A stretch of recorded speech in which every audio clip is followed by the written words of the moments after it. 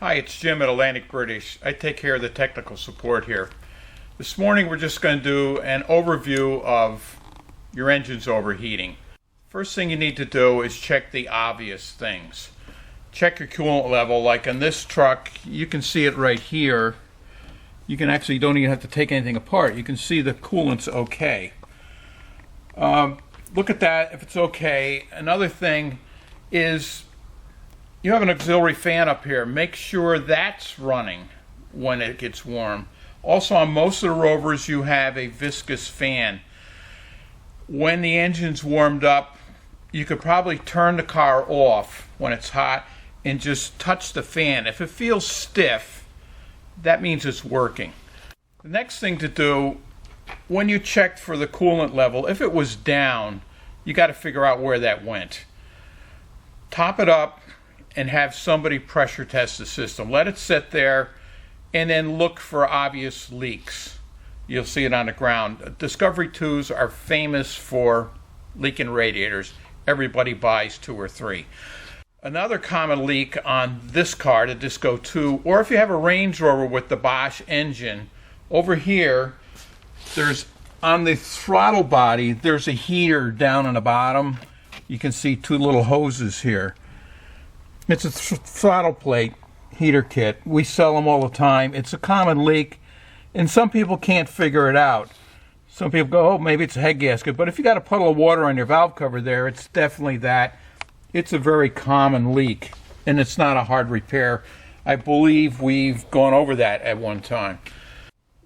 After you do the pressure test and you're not seeing anything going on, like leaking out on the ground, which would be hoses, head gaskets, or that plate I was just talking about, you need to figure out what's going on. So you pressure test it again and let it sit for quite a while.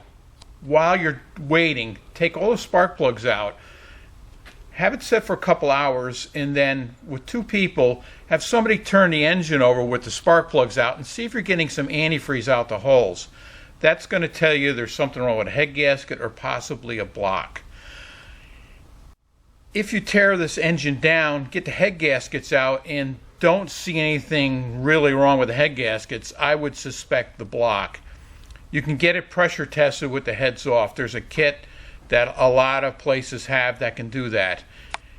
If you have the liner problem, on these later engines, it used to be the liner would drop. The later engines, that can't happen. They've changed the blocks. But what happens is antifreeze can work between the actual aluminum block and the steel cylinder. It actually works its way up and dumps into the cylinder. You can notice this if you start the engine up cold and it skips for a little while and it clears out. You're maybe looking at a block problem, especially if it's one of the interior cylinders like 2 and 4 and 3 and 5. It's definitely a block problem. Here at Atlantic British, we are rebuilding engines. We have a whole program going, and we actually change out the liner with what they call a top hat style liner. We bore the old one out. We push this new one in. It's sealed. It can't do that again. So if you do have the liner problem, we can probably give you another engine. You can call our sales department at 1-800-533-2210. Explain to them what you're going on. Think you may have a liner problem, and they can probably hook you up with a rebuilt short block. We also have all the head gaskets, all the hoses. Everything's in kits. It's easy to do. Just grab all your parts. Like I said, check us out on roverparts.com or give us a call at 1-800-533-2210, and we can probably fix your overheating problem.